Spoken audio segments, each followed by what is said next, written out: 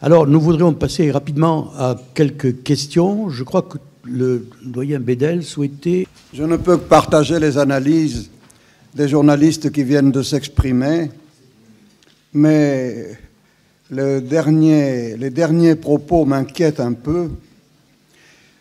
Le journaliste deviendra-t-il le maître à penser de la journée, de la société de demain?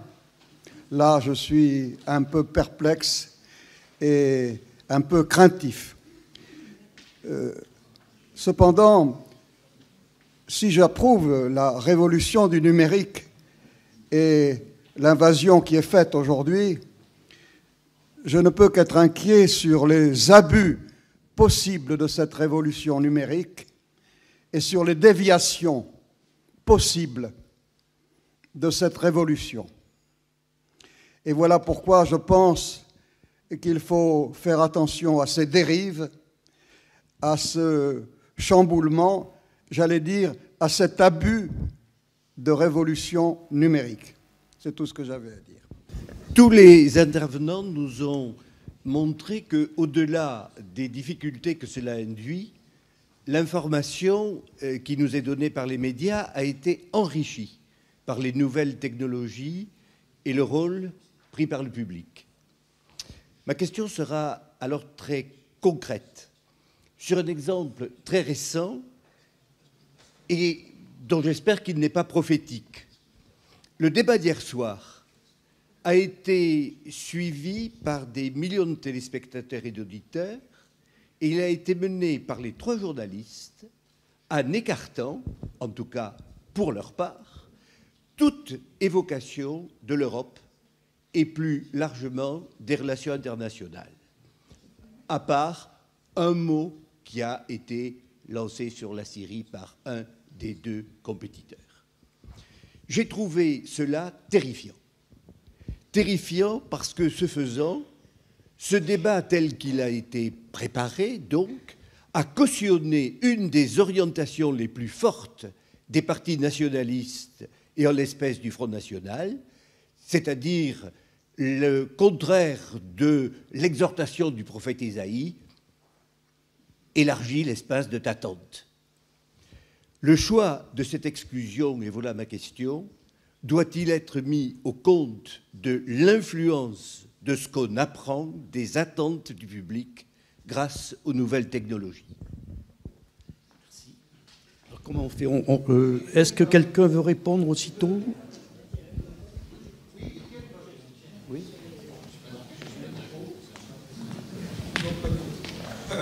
Ah, non, j'ai une analyse très, très factuelle des raisons pour lesquelles l'Europe n'a pas été abordée. C'est en fait, on était dans un débat de primaire. Les 2 derniers candidats à la primaire sont d'accord sur 80% de leur programme, dont la politique européenne. Et du coup, les journalistes n'ont pas souhaité aborder cette question parce qu'elle fait consensus.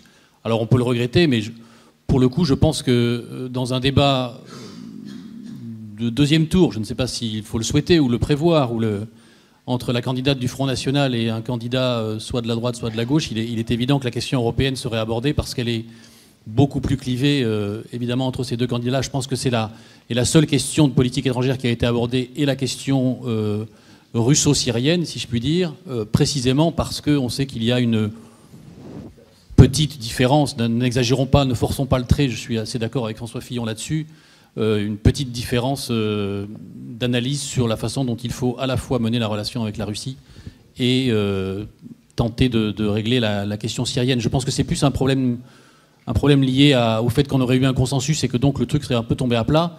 Et je suis d'accord pour dire que l'absence totale de réflexion sur l'Europe peut laisser penser qu'on s'en désintéresse, mais je pense que c'est uniquement dans le temps qu'il aurait été imparti des choix qui ont été faits de se concentrer sur les points qui les séparaient et qui les divisaient. Mais la réflexion au plan des principes, pour rebondir là-dessus, c'est que vous n'avez pas arbitré un débat entre 2 personnes, vous l'avez dirigé. Et c'est ça qui pose problème. J'ai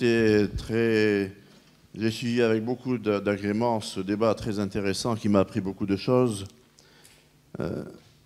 on a entendu grosso modo, pour simplifier, montrer combien était perturbateur la venue d'autres médias par rapport à un journalisme qui frisait la perfection. Alors, je voudrais apporter une petite contradiction à partir de deux expériences, l'une ancienne et l'une récente. Pas de même nature d'ailleurs. L'expérience ancienne date de 1978. J'organise un congrès qui était le congrès européen le plus important à l'époque sur les composants semi-conducteurs. Je l'organise à Montpellier et je demande à Midi Libre, de venir. Alors, le reporter de Midi Libre vient et je lui explique ce que c'est que la microélectronique, les composants, l'importance pour l'informatique, la miniaturisation, etc. Tout ce qu'on voit déboucher actuellement. Il me demande, vous avez été financé pour ce congrès? Je dis oui. Par qui? Ben, j'ai été financé par la région. Ah oui, par la région et pas par la ville? Ben non, parce qu'il y a une répartition entre la ville et la région. Leurs attributions ne sont pas les mêmes. Et je vois le lendemain paraître l'article dans Midi Libre. Les organisateurs du congrès se plaignent des dissensions entre Georges Frêche et Jacques Blanc. Et, Maître Vérine, je n'ai pas eu le droit de réponse, comme vous le disiez, parce que l'article était signé du reporter de Midi Libre. Alors, est-ce qu'on peut incriminer le reporter? J'en sais rien.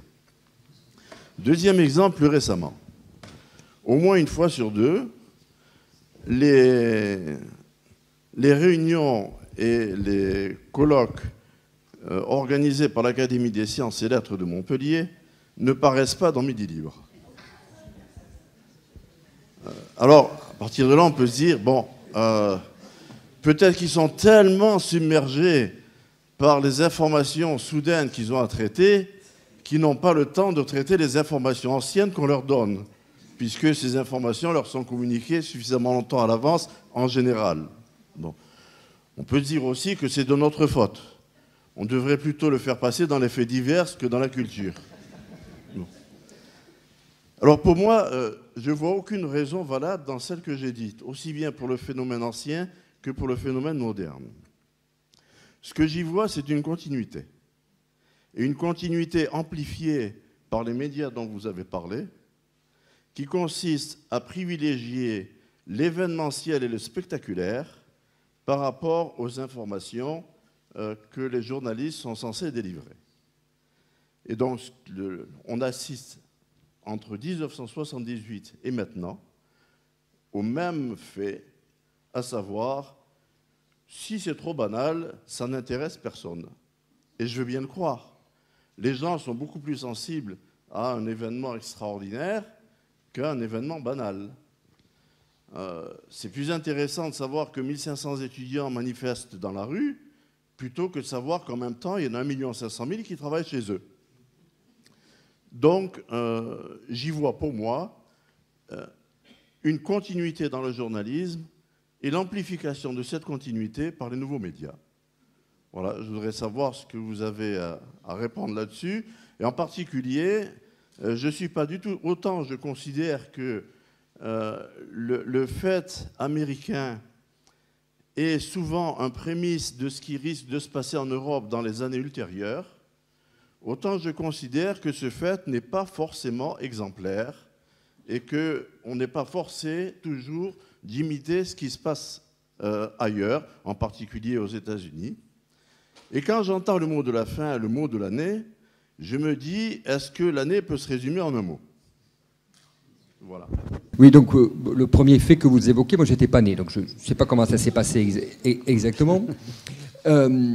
Par contre, pour le deuxième, moi je pense qu'il y a de la place pour toutes les informations et que je me garderais bien de mettre uniquement en avant ce qui est sensationnel, parce qu'on passerait complètement à côté de notre métier.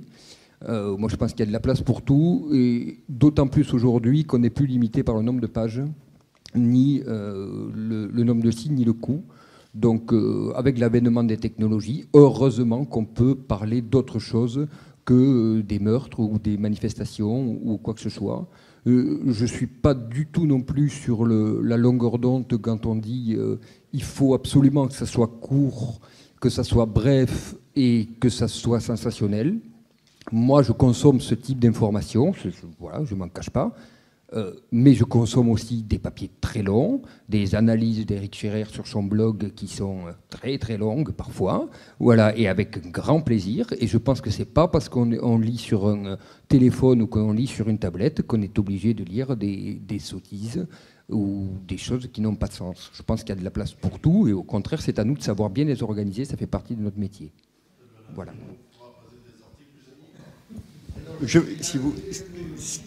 Si vous permettez, je vais apporter un complément de réponse.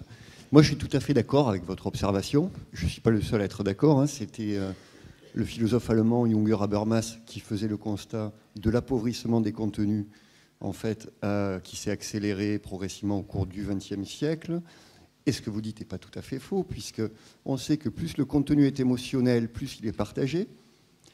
Plus il est partagé, plus il est rentable. Ceci étant, et c'est là où ça devient intéressant, c'est que ça vient convoquer la presse à sa place, et à la place dont vous avez parlé justement, c'est-à-dire comment finalement occuper une place de journaliste, une place singulière, se différencier et exister comme journaliste. Et peut-être que c'est l'enjeu, c'est un des enjeux en tout cas, l'enjeu éditorial, il est là. C'est-à-dire qu'effectivement ça va se développer, ça continuera à se développer, ces informations très bruyantes, parfois fausses, bon, etc., etc. Et peut-être qu'il y a aussi de la place, justement, enfin moi je crois, je suis intimement convaincu qu'il y a de la place pour du journalisme, du vrai journalisme, avec peut-être une autre approche que je partage, c'est-à-dire quelque chose de plus positif. Bon, monsieur de la Gazette vient de dire plus ou moins ce que je voulais dire, à savoir que je pense que monsieur Scherer a fini son exposé sur quelque chose qui pourrait être très optimiste. C'est vrai que le public est devenu média, mais moi je crains surtout que l'information soit devenue une marchandise, et comme toute marchandise, comme l'argent par exemple, plus vite ça circule, plus ça rapporte. Et plus il en circule, plus ça rapporte. Par exemple, monsieur Crespi parlait de médiamétrie. J'ai été sollicité par Médiamétrie. Je suis panéliste Médiamétrie. J'ai eu la surprise, pour être panéliste de Médiamétrie, d'avoir à remplir, je ne sais pas, 15 pages pour savoir ce que je mangeais, ce que je ne mangeais pas, tout simplement parce que Médiamétrie, maintenant, est mariée avec Google. Et là, j'ai un problème avec mon ordinateur. Je suis passé à Windows 10 qui crée des conflits pour être identifié Médiamétrie. Et bien, Médiamétrie me dit, parce que moi, je voulais être panéliste pour la télé, hein, pour dire ce que je voyais, pour voilà, essayer à mon petit niveau de faire monter les programmes. Eh bien, on me fait comprendre, Médiamétrie, que dès lors que je ne peux pas être médiamétré Google, eh bien, je ne suis pas quelqu'un d'intéressant. Donc voilà, moi je crois que le problème, si vous voulez, c'est que la prise un petit peu grâce aux réseaux sociaux, le public est devenu média, mais je crois que le public est devenu consommateur d'une marchandise comme une autre, c'est l'information. L'information, la désinformation, la non-information sont déjà des informations. Et c'est bien regrettable. Et je souhaite beaucoup de courage aux journalistes pour faire leur beau métier.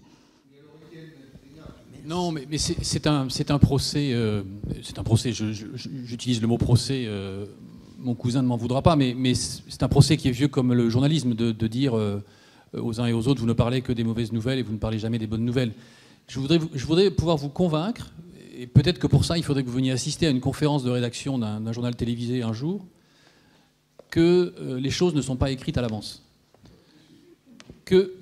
Non, alors d'une part parce que l'actualité évolue au cours de la journée, mais ça c'est une mauvaise raison, mais qu'il y a dans un certain nombre de rédactions, et c'est notamment le cas dans la nôtre, mais je n'en tire aucune gloire, un certain nombre de débats sur un équilibre à donner entre la couverture de l'actualité parce qu'on considère que le téléspectateur allume la télé pour savoir ce qui s'est passé dans la journée, mais aussi une certaine forme de valeur ajoutée sur les questions de société, de choses qui se passent à l'international, d'ouvrir les fenêtres, et d'une certaine manière, les réseaux sociaux et le numérique nous encouragent à aller vers ça, parce que si on veut, nous, se différencier précisément du bruit ambiant, on est obligé de proposer autre chose.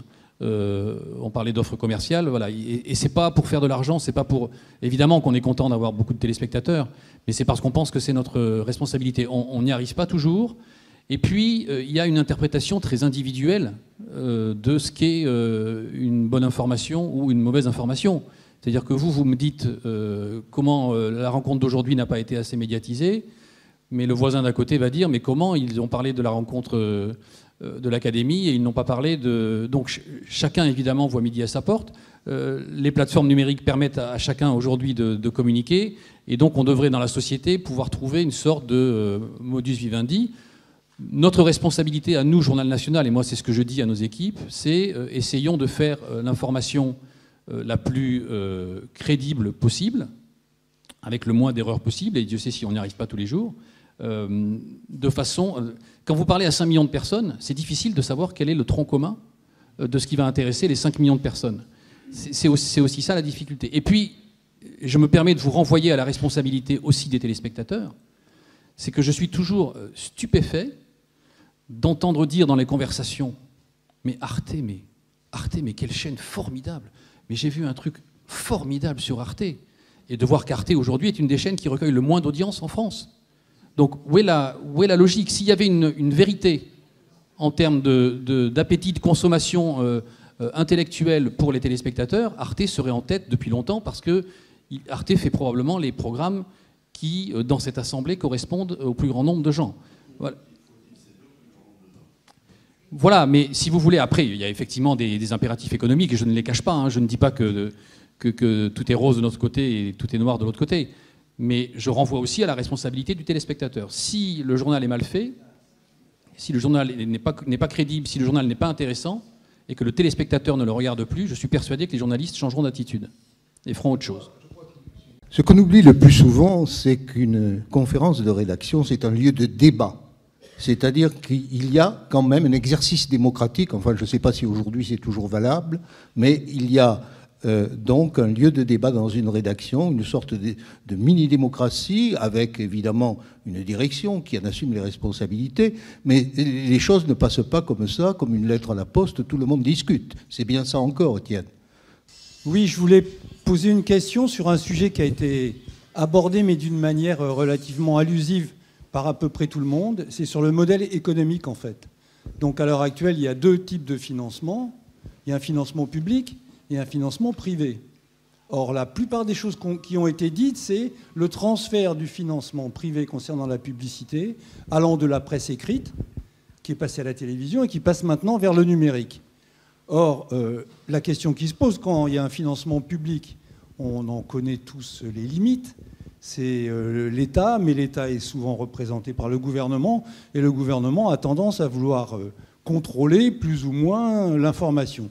Au niveau du privé, on a également le même genre de travers, d'une manière évidente, des informations, puisque la plupart des journaux nationaux et des hebdomadaires sont contrôlés par des puissances économiques. Naturellement, ça les dérangerait si, au niveau des informations, ça remettait en cause leur fonctionnement. Donc, est-ce que les journalistes, parce que c'est les seuls ou les responsables de journaux au niveau de la télévision, ont des idées sur un financement mixte qui permettrait d'éviter un petit peu les deux travers qui sont à la fois la mainmise du gouvernement, des politiques sur l'information et la mainmise des puissances économiques sur l'information. Il faut bien combiner les deux, mais... en tout cas, moi, j'ai strictement aucune idée, et d'autre part, ça me semble être un problème fondamental. Merci.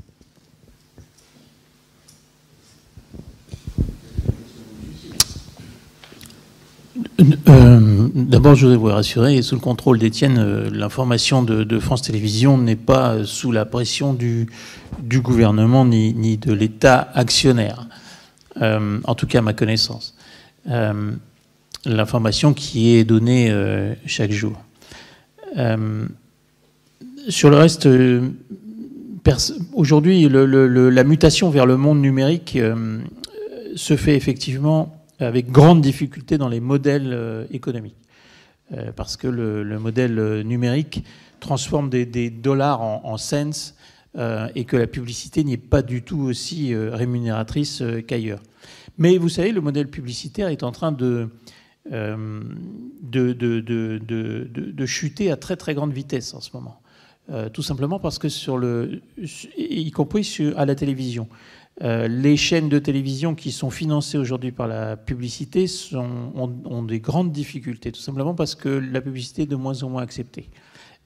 Aujourd'hui, à partir du moment où ces contenus de télévision passent, par les nouveaux écrans, vous avez le moyen de ne pas recevoir cette publicité, ce qu'on appelle des ad bloqueurs, des bloqueurs de publicité. Aujourd'hui, à peu presque 40% de la population française ou fait fonctionner ces ad bloqueurs pour ne pas recevoir de publicité sur leurs ordinateurs ou sur leur smartphone. Pour les jeunes, c'est presque 60% des jeunes. Ça veut dire que le financement du gratuit par la publicité, ce modèle-là est en train d'être en danger.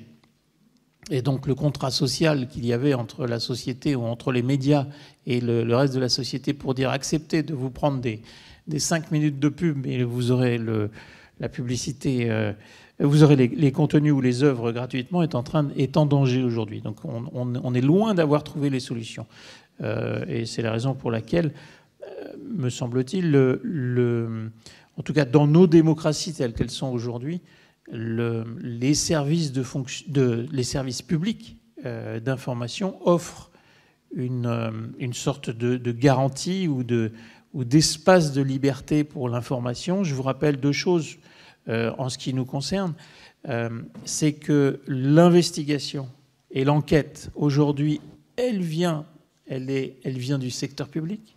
Elle n'est plus chez Canal+, elle n'est plus chez TF1, elle est sur France 2 ou sur France 3 aujourd'hui, et tant mieux. Et la seconde chose, c'est que dans la mutation technologique, les innovations en matière de technologie viennent aussi du secteur public. Ce n'est pas qu'en France, c'est le cas pour la BBC, c'est le cas pour les Japonais, parce qu'on a des marges effectivement de R&D qui sont possibles pour expérimenter, pour chercher, pour trouver des nouveaux formats. La HD est venue du service public, la télévision connectée également, et donc heureusement, me semble-t-il, heureusement que nous avons encore, dans nos types de démocratie, des services publics forts dans le domaine de l'information. C'est le cas, vous le savez, en Grande-Bretagne, c'est le cas en Allemagne, c'est le cas dans les pays nordiques, et c'est pour l'instant le cas en France. Alors, si je peux ajouter quelque chose, je me demande si la crise n'est pas la crise d'un modèle généraliste. C'est-à-dire que le problème, c'est que les grandes chaînes de télévision et les grands quotidiens veulent s'adresser à tout le monde.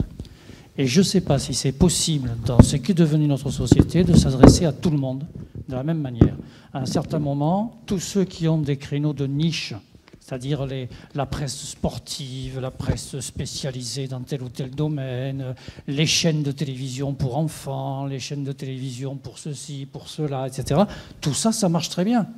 Et ce qui est en crise, c'est le modèle généraliste, parce qu'on a une société qui est trop segmentée, qui est trop différente, pour qu'on puisse s'adresser à tout le monde et satisfaire tout le monde de la même manière.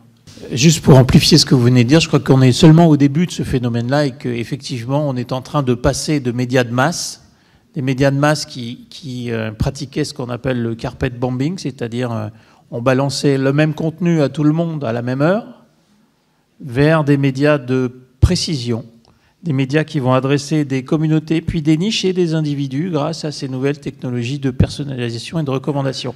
Ça va poser des problèmes sur ce qu'on appelle le lien social. Quel est le bien commun qui nous relie?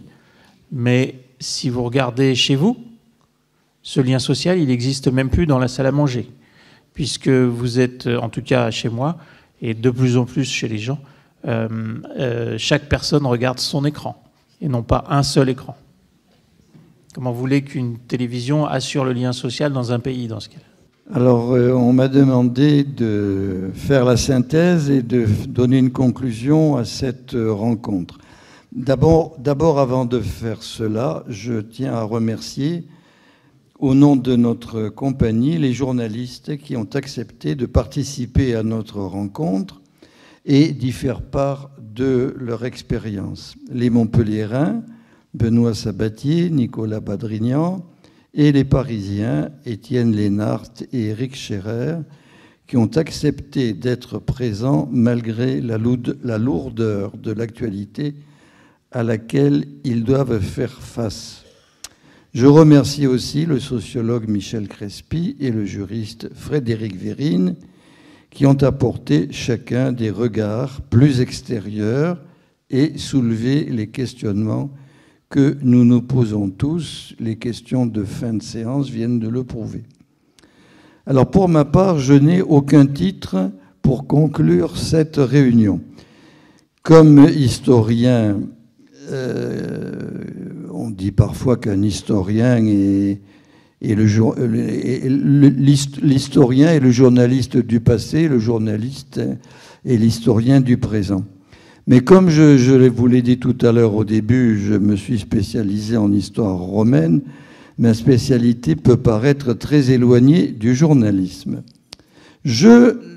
Toutefois, je ne vais pas, n'ayez pas peur, vous faire un cours d'histoire romaine, toutefois, il y a eu certains moments où on peut penser qu'il y a eu du journalisme à Rome. Les commentaires sur la guerre des Gaules que Jules César écrivait en Gaule et envoyait à Rome, c'est bien une forme de journalisme très orienté, très politique, et les rouleaux de papyrus qui arrivaient à Rome avec les commentaires de César étaient certainement lus avec beaucoup d'appréhension et d'admiration. Ou d'admiration. Pour le reste, à Rome, les informations étaient données par voie d'affiches. Alors là, je ne résiste pas au plaisir de vous dire que les affiches avaient des zones précises dans Rome, qu'on n'affichait pas n'importe où, et que la zone principale où l'on affichait des informations, c'était la paroi du temple de Fides. Fides, fidèle, fidélité. Fides, c'était la divinité qui était garante des engagements pris. On dit quelquefois que les Romains sont fous, mais là, il ne manque pas d'humour, parce qu'on affichait les informations sous le nez de la déesse qui était garante de ces informations et des engagements pris. Alors, je tempérerai toutes ces remarques par simplement un conseil que donnait un célèbre professeur de rhétorique du IIe siècle. C'était un peu les journalistes, si je peux dire, du moment. Il s'appelait Fronton, et à ses apprentis orateurs, il disait « Il faut donner de la place à ce qui est important et pas seulement à ce qui est populaire. » Et il continuait son raisonnement, il faisait une différence. C'est, disait-il, cette éloquence populaire et cette éloquence de l'importance, c'est la différence que Fronton faisait entre l'éloquence de la trompette et l'éloquence de la clarinette. Je trouve cette formule absolument sublime. Bon, je reviens à notre propos. Ce que nous avons appelé nouvelles technologies, c'est-à-dire toutes les innovations en matière de stockage, de rapidité, de transport de l'information, ont bouleversé, on l'a vu, on nous l'a dit, expliqué, le recueil, la mise en forme, la diffusion des informations. Les communications de Benoît Sabatier, de Nicolas Badrignan, l'ont bien montré pour la presse locale et régionale, Midi Libre et La Gazette. Et de même, la forme des journaux télévisés a bien changé avec des images rapidement réunies, rapidement diffusées, et si ce n'est même avec des images en direct. Étienne Lénart a montré combien tout ça soulevait des difficultés de contrôle, d'authenticité, de hiérarchisation des informations. Alors non seulement la forme de la diffusion, on l'a vu, a changé, mais aussi, on l'a dit, répété sous divers angles, mais aussi la matière de l'information.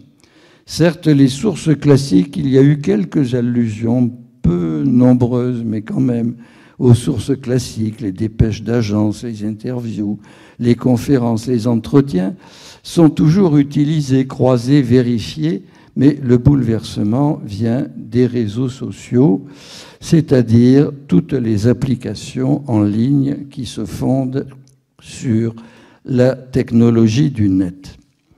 Le grand changement que ces réseaux induisent est que le système d'autrefois reposait, je reprends l'image qui a été donnée tout à l'heure par un journaliste, reposait autrefois sur une liaison verticale de l'informateur vers l'informé, alors qu'aujourd'hui, les informés deviennent à leur tour des informateurs dans une sorte de chaîne sans fin. de telle manière que les médias ne sont qu'une partie d'un espace public beaucoup plus vaste qui se dilate sans fin. Et là est venue l'intervention, la communication de Michel Crespi. Connaître le public, c'est donc une nécessité, mais les sondages peuvent être trompeurs. Il y a des réponses cachées, comme on l'a vu aux États-Unis récemment, en France aussi, si bien qu'apparaissent des sondages sur les sondages. Les difficultés à les interpréter, je crois que c'est l'un des aspects d'un volet à plusieurs reprises évoqué, à savoir les dangers qui naissent des nouvelles technologies et surtout des réseaux sociaux.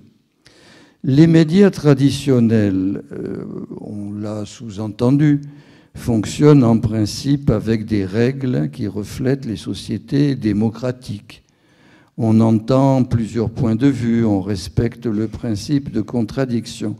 Ces principes, je crois, sont étrangers aux réseaux sociaux, qui ne se présentent pas comme des médias, mais j'ai bien compris encore dans les questions qui viennent d'être posées, qui ne sont pas des, sont des entreprises, voilà, des entreprises de technologie. Dans la profusion des informations, on peut prendre plaisir à en diffuser, qui sont en réalité des canulars dont les responsables de ces réseaux n'essaient pas d'empêcher la propagation. Parmi les fausses nouvelles récentes, moi j'ai relevé, je cite que cet exemple, il n'a pas été donné tout à l'heure, mais il m'avait quand même un peu amusé. J'ai vu la nouvelle qui annonçait que le soutien du pape François au candidat Donald Trump. Le plus grave, c'est que les utilisateurs reçoivent des informations, là ça a été dit à plusieurs reprises, grâce à de subtils algorithmes avec lesquels ils sont censés avoir des affinités. Et à la limite, on pourrait donc dire que les informés s'endoctrinent eux-mêmes. Bien sûr, la propagation de rumeurs pose des problèmes juridiques. Frédéric Vérine nous l'a bien expliqué, il les a analysés, les injures, les diffamations, les atteintes à la vie privée, et il a étudié les réponses qui leur sont apportées par la loi et par les tribunaux. La question finale est bien celle qu'a posée Éric Scherer. Nous ne nous étions pas consultés, je vous le promets. Mais je vous signale, je vous rappelle que dans mon introduction, j'avais dit que tout cela débouchait sur le métier de journaliste. Eh bien, la conclusion d'Éric Scherer est tombée vraiment pile. Quelles sont, on pourrait dire peut-être, les réponses stables et pérennes pour l'avenir? Modifier la législation, pour revenir à M. Vérine, sans doute permettrait de contrôler des sites informatiques, mais je crois que plus encore, sans doute, protéger, faciliter, construire, je le dis un peu d'une façon générale et extérieure au métier, construire le travail du journaliste, de la presse écrite, radiophonique, télévisée, dans sa manière de l'exercer, et donc déjà dans sa formation professionnelle. J'ai regretté que personne n'en parle. Et dans la formation professionnelle, l'une des règles essentielles, elle est toujours valable, c'est celle que Fonton disait au IIe siècle, il faut apprendre à jouer de la clarinette et pas de la trompette. Tout cela donc débouche sur, je vous disais, le métier de journaliste et sur sa place dans la société. On y a un peu fait allusion tout à l'heure, je crois que c'est Étienne Lénart. Peut-on dire, en réponse à une question, peut-on dire, comme on l'entend parfois, que les journalistes sont coupables de nos problèmes et qu'ils sont à la source du pessimisme ambiant? Peut-on aller jusqu'à dire qu'il est possible de se passer des journalistes et qu'il suffit de se brancher sur des sites, des chaînes, ou lire des feuilles de pure, entre guillemets, information? On l'a quand même entendu récemment de la part d'un patron d'une chaîne de télévision qui voulait ou qui veut, je ne sais plus où il en est, qui voulait faire une chaîne de télévision sans journaliste. Donc la réponse à cette phrase, ou une toute petite conclusion que je voudrais terminer, la réponse à la question de départ, les technologies, les applications, les dangers, ça ne va pas vous étonner de la part d'un littéraire et à plus forte raison d'un romaniste. La réponse à la question, cette question-là, se trouve dans l'humanisme, qui reste la base malgré tout de notre société. Et selon la tradition humaniste, tout à l'heure quelqu'un a essayé esquisser une définition, je fais une autre esquisse, mais vraiment tout à fait esquisse. Selon la tradition humaniste, l'épanouissement de l'homme passe par l'usage du raisonnement et par la formation du jugement. Je vous remercie.